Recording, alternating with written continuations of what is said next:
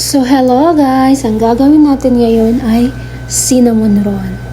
So first, ang mga kailangan natin na ingredients ay 1/2 kilo of flour, 1 tablespoon yeast, 2 tablespoon sugar, 2 tablespoon milk powder, 1 pack butter melted, 4 tablespoon oil, 1/2 teaspoon salt, and 1 cup lukewarm water.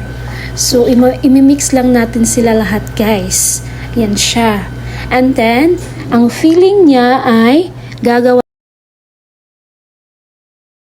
At ang filling ng cinnamon roll, guys, ay kailangan lang natin 1 cup walnuts, coarsely ground, yung hindi siya masyadong durog, 1/4 cup brown sugar, and 1 tablespoon cinnamon powder. So, imimix lang natin yan siya lahat, guys.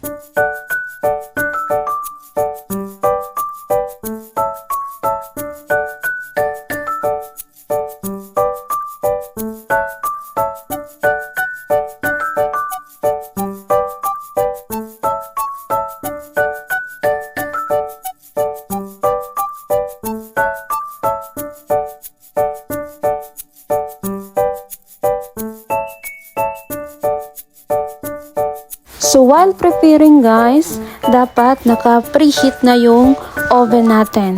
So, ang temperature niya ay 180, guys. And, it depends upon, usually 15 minutes, 15 to 20, okay na to siya. So, silip-silipin nyo lang, guys, hanggang sa mag-brown siya.